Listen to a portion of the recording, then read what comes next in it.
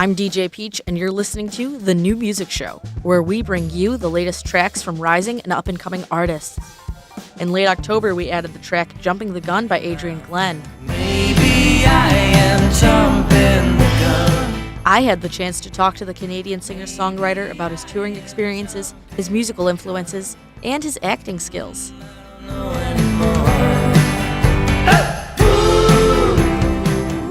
I'm DJ Peach on The New Music Show. Would you mind introducing yourself? I'm Adrian Glynn, calling from Vancouver, BC, Canada. Yeah. Wow. And how would you describe your music?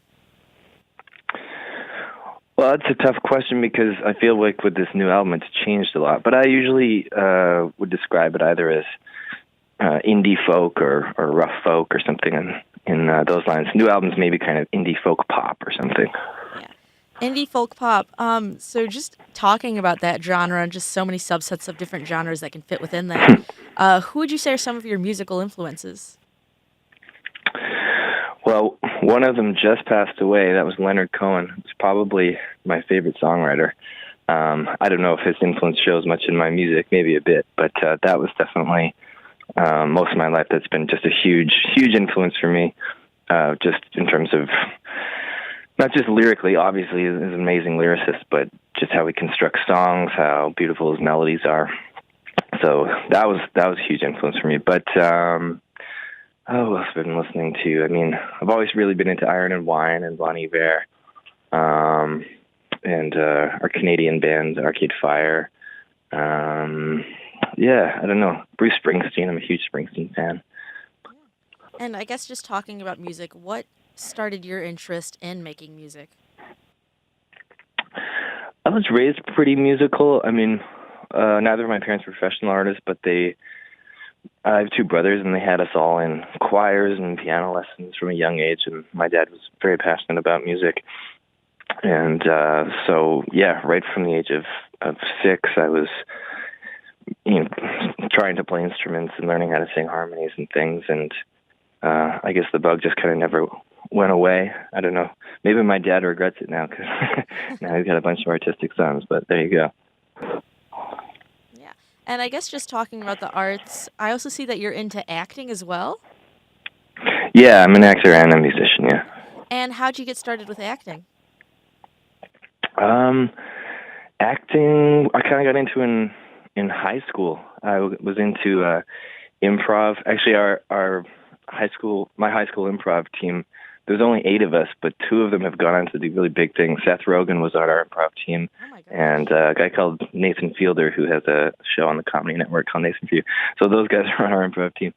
So we were into that, and then I kind of got into musical theater and stuff. And then from there, I don't think I'd seriously thought of trying to do it professionally, but I ended up getting an agent in high school, right at the end of high school, and just started to try to act professionally. And so it's kind of gone on and off as a part of my life. When music gets busier, acting takes a back seat because it can get hard to do both. But when I've got more downtime and I'm in Vancouver, then I'll be auditioning for things. And yeah, in the last couple of years, I've been pretty good for acting. So it's a bit of a crazy balance, but try to make it work. And do you have a preference for what you like doing, or maybe do you like doing one when you're feeling a certain mood and one another mood, or how's that work? It is definitely nice to not have the pressure of having to have one be my be-all, end-all. Like I always feel sort of bad for actors that, sit by the phone, as it were. So that's not really an issue I have because there's always songs to write. But, I mean, I think creatively I find music more gratifying. It's just it's more directly, more creative control. Like, I write the song and I put it out. So that's nice. There's no one telling me what to do, and it's more, coming straight from the heart. Whereas, with acting, it's, there's a lot of people involved telling you how to play your character, and a lot of times you might not like the writing or, so it's, I definitely think I get more out of music creatively, but that being said, sometimes there's times in acting when it really does feel like you're creating something as well, whether it's a character or just how you play a scene or something. So there's different outlets to both of them. Yeah. And I guess just talking about having that creative freedom with writing an album, I know with More Than No Light, you said that this was a personal album and that you kind of did have some dark moments in there. And I was just wondering, what was the writing process for that album like? This album, I sort of chipped away at it over over a couple years, really. Um, I play in a folk band called The Fugitives as well, and so that had been keeping me pretty busy.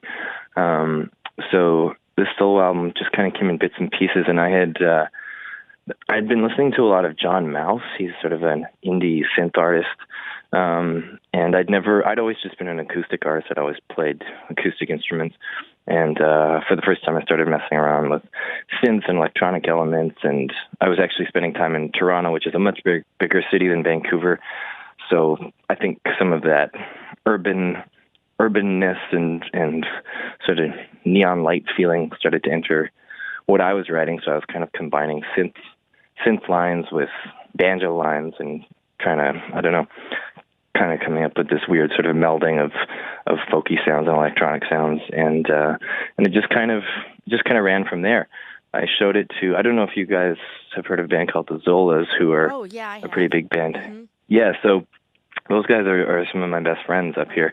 Wow. And so Zach, the singer, is my best friend, and I showed him some of the tracks, and he was like, "This is really cool. Like, we should try to work on this." And so they ended up producing the record for me after we kind of did a few trial runs of a few different songs, and we just kept liking what we were doing, so we kept going. And after about a year and a half, we had a whole record. This is going to be the last question of the interview. Just, you're a musician, you're an actor, but let's say you took a totally different career path and you decided to become a DJ. If you were a DJ on WICB, what do you think your DJ name would be and why? Maybe it would be DJ Glynn is Sin. That's a ridiculous name. But I had to do this promotional video for some music competition years ago, and it needed to be creative. So I basically made a 1940s style propaganda video, like Eastern European propaganda video. So it was all in black and white, and it just looked like I was like a tyrant yelling at people and trying to, like some like Leninist guy trying to like incite the masses to violence, and it just kept saying Glynn is Sin. So that comes to mind. I don't know. That's probably a really terrible DJ name. Glynn is Sin. That's a pretty creative DJ name. If we ever need an extra DJ or an actor for one of our promotions, I think you'll be the perfect guy to call. Once again, thank you for talking to us. We enjoy playing your music on our station and on The New Music Show.